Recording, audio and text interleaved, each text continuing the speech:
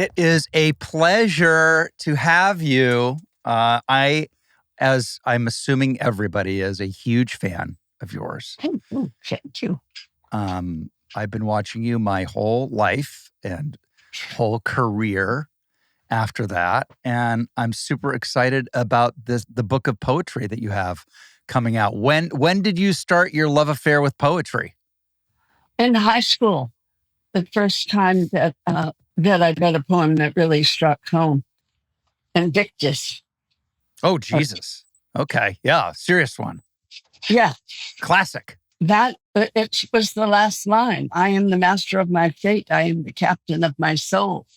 And I went, oh, yeah. It's not always going to be like this. Oh, good. I can change this path I'm on and have a different kind of life. Did you, how young were you, and what about your path did you want to change? Well, my mother had married a man without telling him that she had 2 children in boarding school. And then she brought us out, and he was very resentful that he had to deal with these 2 children. So I spent most of my time from 7 until I left home at 18, whenever I was home in my bedroom, not relating, no familial relationships except with my brothers. So he was very unpleasant to us and physical. So when I read that, shall I read this one? Yeah. Out of the night that covers me, black is the pit from pole to pole. I thank whatever gods may be from my unconquerable soul. In the fell clutch of circumstance, I have not winced nor cried aloud under the bludgeonings of chance. My head is bloody, but unbowed. Beyond this place of wrath and tears looms but the horror of the shade. And yet the menace of the years finds and shall find me unafraid. It matters not how straight the gate, how charged with punishment the scroll. I am the master of my fate. I am the captain of my soul. When I read that, I just went, yes, yes, yes. And that began my journey into poetry. That would do it. I mean, yeah. And over the years, you've collected this book is a collection of all of your favorites. Do you, in the book, you must give the context to why you love each poem, I'm imagining. Is that right? Yeah. Actually, I wouldn't say they're all my favorites. I have a lot of favorites that aren't in there, but I write this book for people who don't know poetry. I discovered that there were some people that just haven't been introduced to it and, sure. Have no understanding or exposure to it. And I feel that that's really too bad. And that if they knew how much fun it is and how much wisdom there is, that they would appreciate poetry more. So I wrote with, there are no hard poems in the book. There are poems that are like for people who don't know poetry. Yes. So I have favorite poems that aren't in the book, but a lot of these are favorites. And they're poems I've known for a long time, that when poetry was new to me, I fell in love with them. Yeah, there is a sort of sense of, and I don't mean it in any way as a pejorative or as a judgment, but there are sort of entry level poems that like it's more accessible. It's like anything. There's movies that are more accessible than others. It's any art form has its like an accessible starter point, I think, right? Yeah, and that's what this is. Now, some of the poems I'm sure that longtime poetry lovers would love, but I purposely didn't include, some like Shakespeare's not in there. Do you enjoy writing? You must. I mean, you've now have 2 books. Yeah, I'm surprised how much I enjoy it. It's hard work, but there's something compelling about once you start a story or a book, um, it calls to you. So you want to make more, it's kind of always on your mind. Unfortunately, when you're sleeping too, it's a sleep robber, that writing. A sleep robber. I'm going to steal that. It's right. You wake up. Are you able to have something come to you in your dreams and then yet remember it when you actually wake up? I used to use my dreams a lot and write them down and bring creative projects to my psyche and ask for help and get it. But at age 93, the connection between consciousness and dreams seems to have slipped away. So I can tell I'm dreaming sometimes, but I don't remember them anymore. I miss them. So interesting. I would almost imagine it would be the other way around, that you would be even more. That's really. First of all, that's insane that you're 93. I hope I have half of your spirit and writing books at 93. Jeez Louise, that's insane. Unbelievable. Good for you. Well, it's just taking care of yourself, Do you have, it sounds like an obvious hacky question, but do you have any secrets to longevity and focus? Is there anything you've done consistently that you think has helped you? I don't drink alcohol. I don't smoke cigarettes anymore. I don't smoke marijuana anymore. I don't eat meat. I have a plant-based diet. I exercise, walk my dog several mornings a week, or almost every morning a week, and have a trainer work out in the gym. So I live a healthy life, and it pays off. What can I tell you? And you're exercising your mind. You're writing. That's keeping that. I want to jump back in time a little bit, and I want to hear about Lee Strasberg.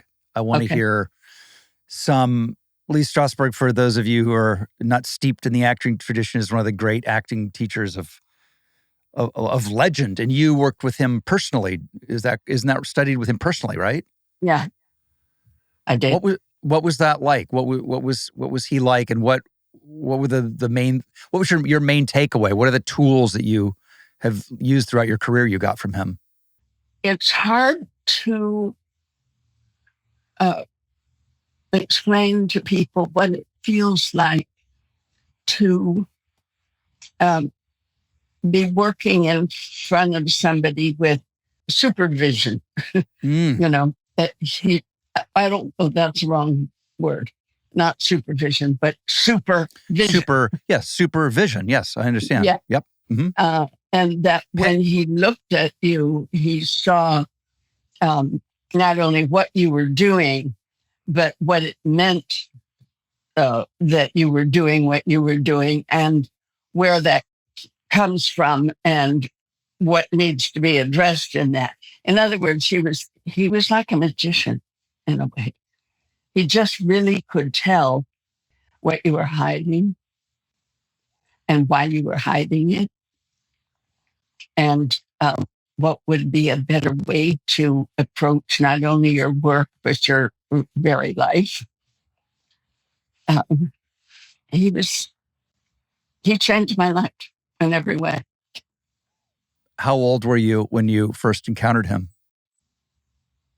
I think I was already 40. Really? I already had a career. Well, this is super interesting. So if you already had a career, you already had work, you already had some sort of framework to do your work, or you wouldn't have had a career in the first place. And then you meet him. What did you have to change? You obviously changed your way of how you approached a role, right? I changed everything. Everything. Yeah. The way that I went to him, I was sitting on the set of a movie I was doing that I had co-star billing. And I was looking around the set, And I said, well, this is the big time. I'm co-starring in a movie with Debbie Reynolds and Tony Curtis and Walter Matthau. Next, I'll be playing Debbie Reynolds' part. And a voice in my head said, I don't want it. Just like that. And I was startled, and I knew what it meant. And I packed up my son and my furniture, and I moved back to New York. And I went to Lee Strasberg. And it changed my life. It changed my work. It changed how I related to myself and the work. The funny thing is that basically what you learn from him is to stop acting. Right. Stop acting in life. Just approach the work from a clean slate. And people forget what an amazing actor he was. I mean, yes, he was an amazing actor. Who were there any fellows of yours in your sort of class at that time? Were there actors you admired, or were they all young and younger than you and starting, or who would have been in the really? Yeah. It's so funny because maybe that's the whole point, is like every Strasberg actor that I'm aware of all seem so natural, and which I guess is what you're saying. It's forget the acting and be natural. And Newman being sort of the brand ambassador for naturalism in many ways, I would say. Yeah, well, because what you learn is what is real. I'll tell you the first time I worked for him, I've written this in my book.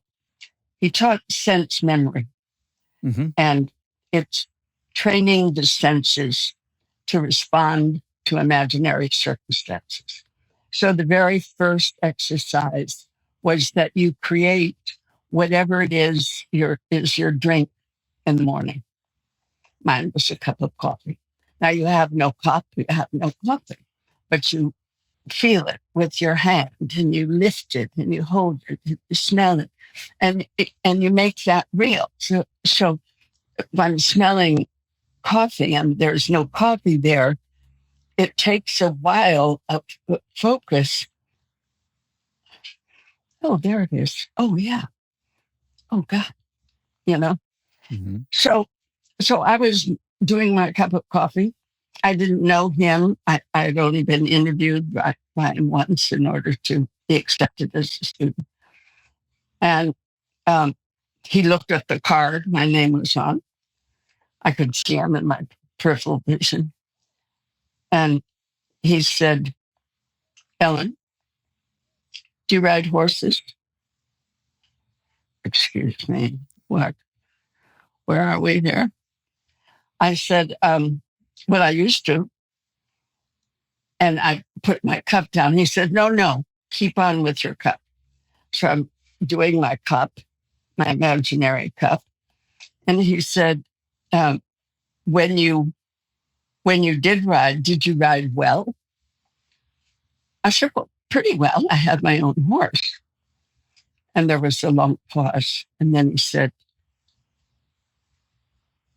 but you don't have to ride that cup.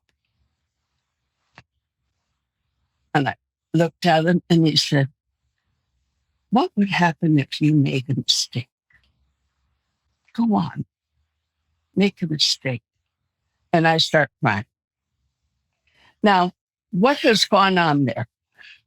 What was underneath that dialogue? He somehow knew about my frequent beatings I got growing up and let me know that was over. And now we're just going to do the work. We're just going to create a cup. And I don't have to be afraid of doing it wrong. I will be punished for it. Now, that is such a deep teaching. There's no way to share with anyone how that makes you a better actress. but it is that somebody has gone to your core and say, speak from there, please, without fear. And releasing that fear is a life changer. And that he could see that with something as simple as one of the most beginning lessons of creating a cup. Yeah. So there's no way to really communicate what a person learns from being exposed to a master like that. I'm sure when the great pianists study with the master, it's the same kind of thing. There's some other transformation that occurs that you're changed forever. And what you're changed to is your authentic self. It also requires a student who can intuit that kind of communication, because it's so layered. Like the very thing that affected you was that it was deep and layered and nuanced and not result driven, as actors would like to say. It wasn't. He didn't say, Ellen, it looks to me like you are afraid of making a mistake, which would have been a way to say it. And I would have said, no, I'm not. Right? Yes. Right? Yeah. It's intuition, it's knowledge, but it's also a communication thing. I'm sure. I mean, when you basically picked Scorsese for Alice Doesn't Live Here Anymore, and did he have that ability even then to communicate? Was he the director he is today then, I guess, is what I'm asking. And how was his communication? I'm super interested in how the masters communicate. I don't know what kind of a director he is now, because when he did Alice, he had only made one movie. He was starting out. But what he did was, at the end of each day's shooting, he addressed the script for the next day as written. And we then came on the set, but we didn't come on and do the lines. We came on and did improvisation. And sometimes the lines became part of it, and sometimes they didn't. And a transformation occurred when we approached the scene with that kind of freedom. And so whatever happened in that rehearsal is what we shot the next day. Oh, that's a great technique. Yes, it was the best directing technique ever. What made you, he's so urban. He's a East Coast New Yorker. And my memory of Alice, it's been years since I've seen it, but my memory of it is it's very sort of Midwestern Americana. Like he's such a gritty. What made you pick him? I knew Francis from, no, excuse me, not Francis from. It's an old friend. The great director, Francis Coppola. Huh? Francis Coppola? Yeah. Yeah. Thank you. 93. Oh, yeah. And I called Francis and I told him I was doing a movie and I wanted a director who was new. And he said, look at a movie called Mean Streets, which hadn't been released yet, but Warner Brothers owned it. And I was doing the film at Warner Brothers. So they showed it to me and I said, I want him to direct it. And what I liked was his level of reality. That's what I was hoping for. That makes sense. And it didn't matter if it was in the city or in the country, right, or where it was or what the style was. I wanted reality between the actors. That makes perfect sense. And yet, if you look at his filmography, that movie for me is an island. For me, it feels very, it feels like an early work in that he found he did a lane that's like, there's a Martin Scorsese movie. We all know it when we say, oh, it's a Martin Scorsese movie. We have an image of what that is, and we know what it is for the most part. Alice feels completely outside of it to me, which makes it an incredible movie. Yeah. Well, it wasn't a milieu that he knew. That's right. But what he did know was the creative process. That's right. Of how to bring truth to each scene. And that's what I wanted. And Alice Doesn't Live Here Anymore was it your direct follow-up from The Exorcist? Was that the next movie? I think it was, right? Yeah. Yes, and it was because John Calley, who was head of Warner Brothers, was looking at The Exorcist every day at the dailies and called my agent and said, we want to do another film with that girl. So then I had to find the script and the director and so forth. You found the script for Alice? Yeah. Well, the script had come to me, and it was not the kind of script I was looking for. I always think of it as it could have been a script for Doris Day and Rock Hudson. But it had basic elements that I thought could be worked with. Single mother, for one thing. I wanted to do a movie about women as I knew them at the time, which was, we were at the beginning of the transformation for the women's movement. And we were just discovering that great line that I'm not sure if I said it or another name, my friend who died recently, Diane Ladd, thank you. No, I think I said it. I mean, it's my life. It's not some man's life I'm helping him out with. It's a great one. You know, that was the transformation that was going on. Yeah. Because we were just getting it. We're not assistant people. We're actually people, you know. And that's what I wanted to bring to the screen and did. Well, and it was the beginning of many, many, many, many, many, many movies with that theme, including a hit TV show, the sitcom. Yeah. Right? That sitcom is based on Alice Doesn't Live Here Anymore, correct? I mean, I'm not making this up. Absolutely. Right? It's called Alice. Yeah. Absolutely. Were you, sidetrack, did you know they were going to make a TV show about Alice Doesn't Live Here Anymore? Or was it one of those things where you woke up one day and went, wow, this seems really familiar to me? No, I knew they were going to make it. When I put all of this together with Warner Brothers, John Kelly said to me, do you want producer credit?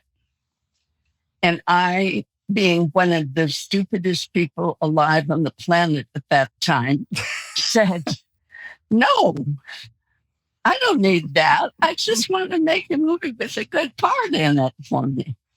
Right? So those residuals would have been nice, right? Well, I get residuals for acting in it, but not for producing it. So when they sold it to whatever the network was, I think the author never forgave me for talking publicly and to the press like I'm talking to you about what our process was. That somehow, I believe, he felt that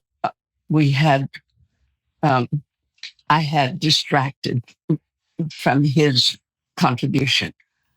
You know, in talking about, he called me and was quite angry with me after, you know, I'd done publicity and so forth.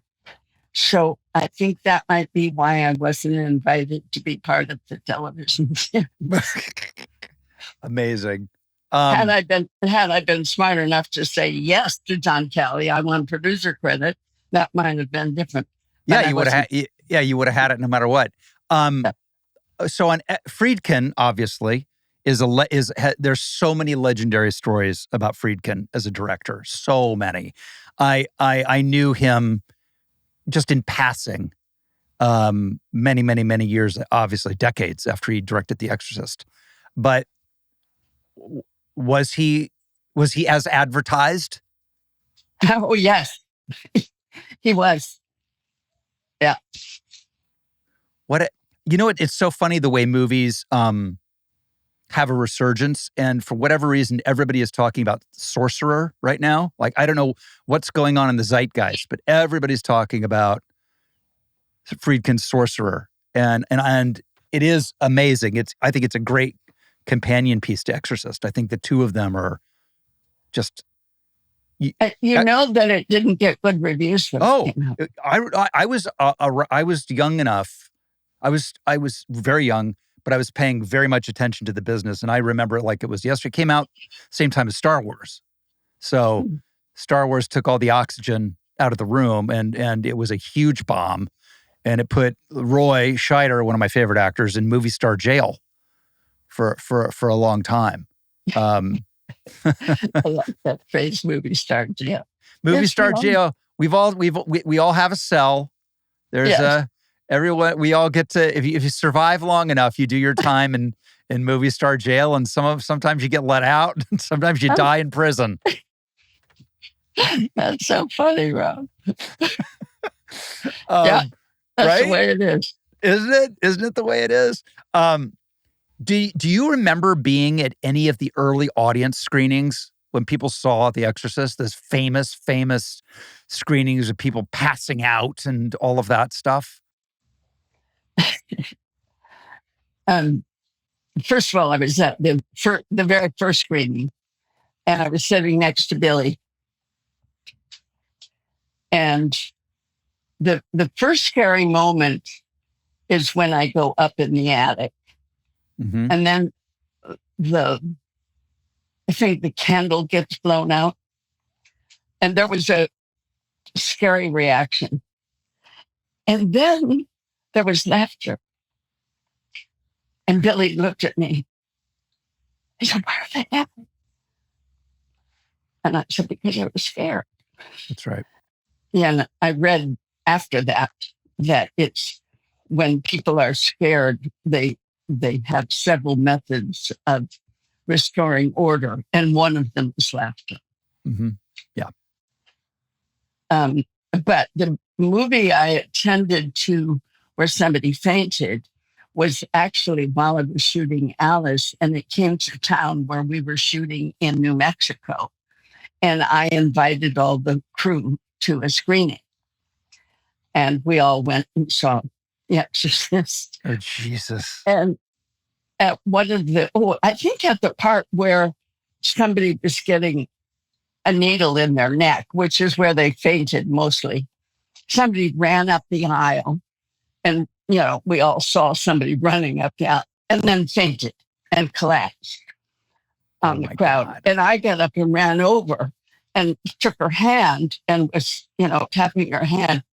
And then I realized if she opens her eyes and sees me, she's going to think she's in the movie and gone to hell or something. Oh my God. So I said to a stranger, "Here, take her hand. I've got to get out of here."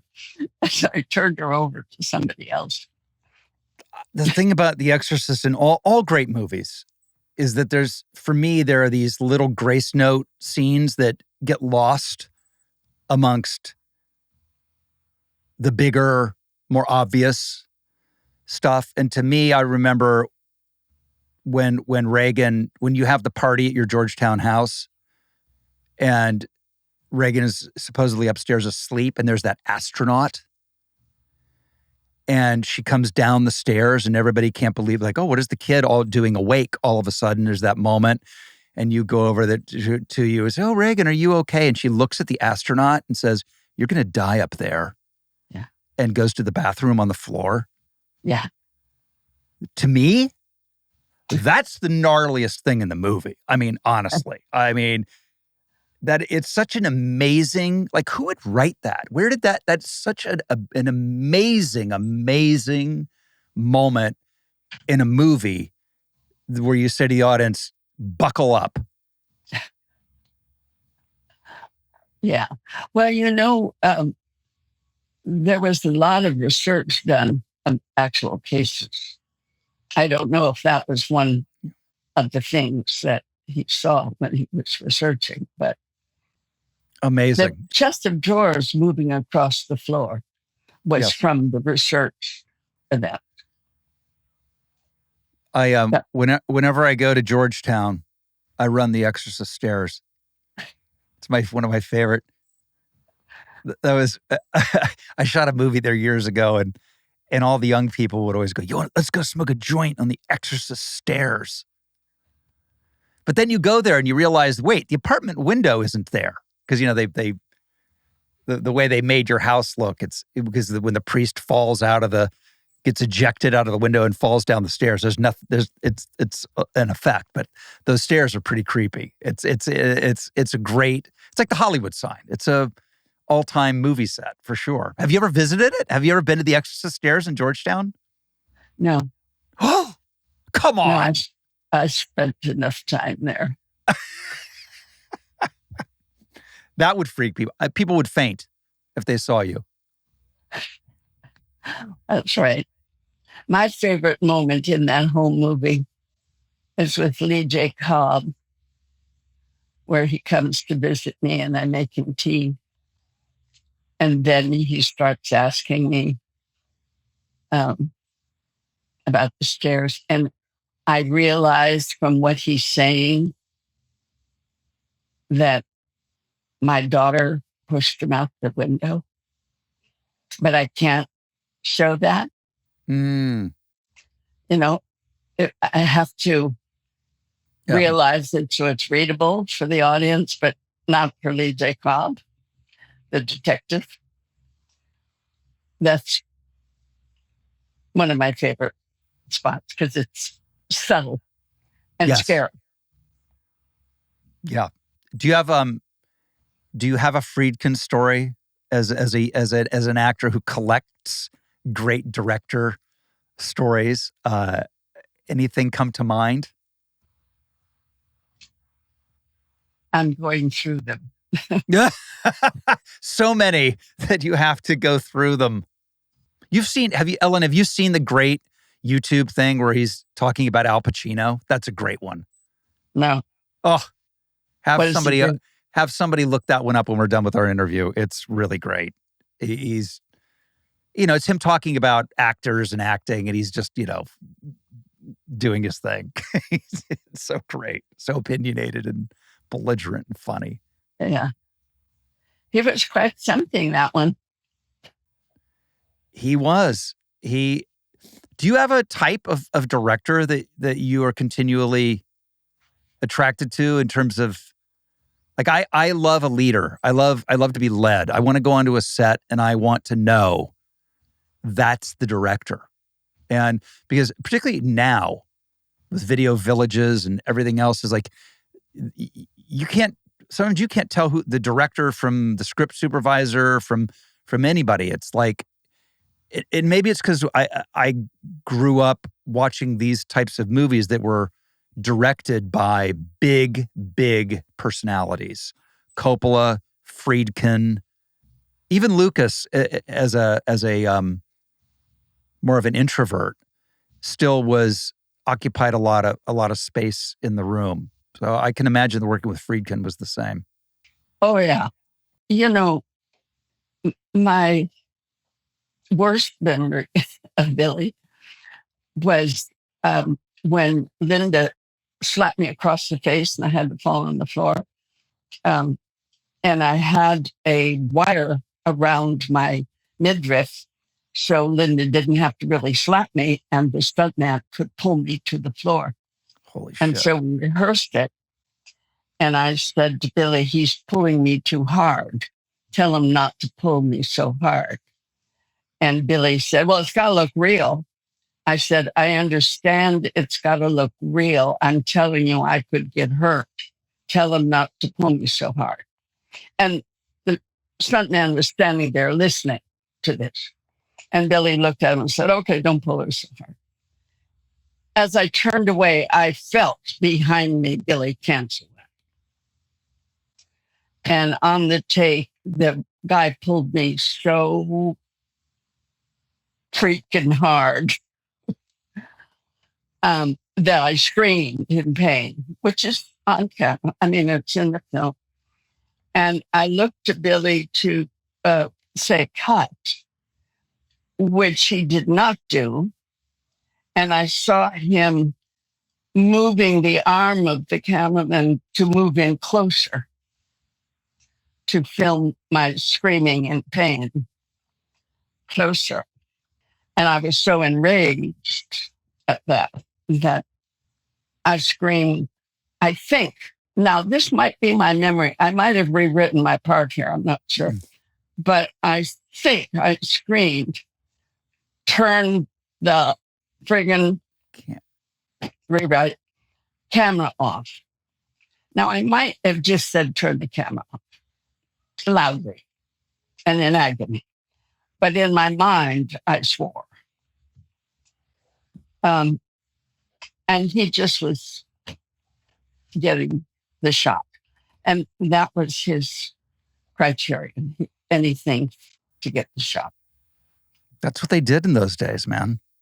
You watch Francis in the documentary Hearts of Darkness that Eleanor, his wife, did on Apocalypse Now, where he's directing my old good friend Marty Sheen, drunk, got him drunk, hits his, and I've interviewed Francis on the show, and that's the way they grew up. I mean, now, if you work for a Disney company movie, any type of thing, you can't stand more than 3 feet above the floor without being harnessed into something because their insurance thinks you're going to hurt yourself.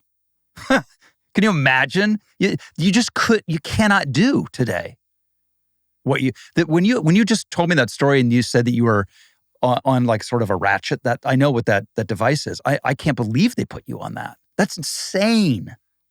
But that's the way we rolled in those days, right? I mean, directors were kings.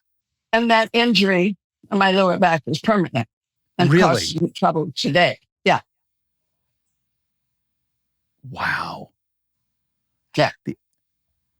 Well, I mean, it's probably not worth it, but I mean, I hope you're getting a lot of mileage out of saying, yeah, it's that old Exorcist back injury. That's a conversation starter.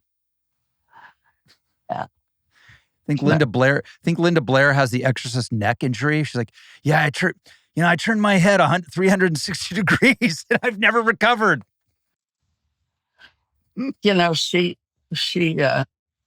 what do you know what she does with her life? No, I don't. Stray animals. Oh, really? Yeah. Yeah. I'm a big sucker for animals. I do dog rescues. I love hearing that. Oh, well, maybe you should connect with her because I send her money sometimes, but she needs money because that's her life, is rescuing animals, and she has no way to support herself. That's amazing that she did that. I mean, it's a legendary thing to be able to have that part in the zeitgeist of the world. Well, this has been amazing. I have to say, I've been looking forward. I knew you were coming on. I've been looking forward. I just have such a visceral memory of watching. I saw Alice before I saw The Exorcist. And it's like my mom was getting divorced at that time. And, I was on the peripheral, like being aware as a kid of women sort of claiming their lives. And obviously that was, to me, that was like the epicenter of it. That was the real beginning. It's funny is you didn't take producing credit, but like as a producer, you did the number one job that a producer has, which is like feeling the zeitgeist and finding a project that speaks to it. Yeah. I was recently doing a film in Australia, and it had a lot of producers, which I think were actually investors. Sure. But two of them were women, and they came on the set and they were talking to me. And one of them said to me, "Do you know what you represent to women around the world?" I said, "Guess not. I'm not really." And it's true. And she said, "No, you're it. You're the leader." I don't remember her exact words. I'm not quoting her exactly. But I said, "From Alice?" She said, "Yes." So I didn't know, actually. Really? I didn't know that it was around the world. I didn't know that women, that it went way beyond my boundaries. Yes. And affected.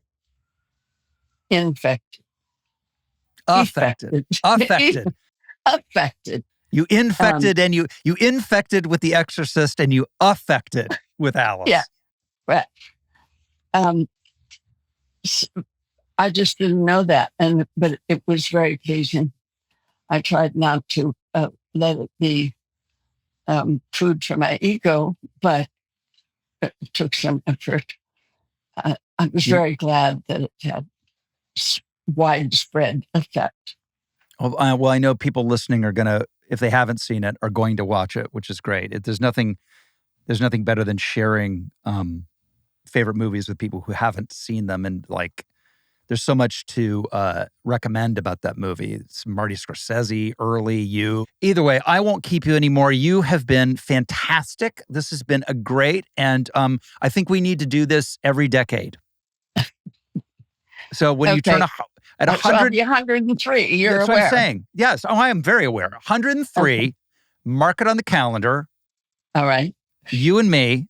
And we're going to do more deep dives into your amazing career in life. And I'm super excited to read the book, which, by the way, comes out on any day now. I think it's out right now. Anybody who's interested, Ellen's poetry book is out anywhere you buy books. And thank you for coming on this. You've given me a great inspiration to start the rest of my week. Thank you so much. Today's Lowdown Line is brought to you in partnership with Macy's. Let's get to it. What do we got here? Hi, Rob. I'm Cindy. I'm from Nevada. My amazing mom recently retired, and her and my dad are going to embark on a summer of world travel. But my mom hasn't done much international travel before. So for Mother's Day, I was thinking of getting her some gifts that she can use on planes, trains, at hotels. So can you let me know what travel gift ideas you would have for her? Thank you. Thank you for the question. That's really, really a good question. So I will tell you what are musts for me. Noise canceling headphones and a great sleep mask. And the sleep mask needs to be cupped so your eyelashes don't get smashed. So I don't like it can't be the flat kind. I would say, what else do we want? We want some puzzles, whatever puzzles she's into. A good pair of sunglasses and a great pair of hiking shoes. Right? That's pretty good. You can get your mom noise-canceling headphones from Beats or JBL, long flights, a Nikon mirrorless camera. Oh, that's a great idea. Of course. Great for capturing every moment. Hey, Rob. This is Vernon from Ohio. My mom is finally redoing her kitchen, her beloved kitchen. And I want to get a few things for Mother's Day that she can use in there once renovation is complete.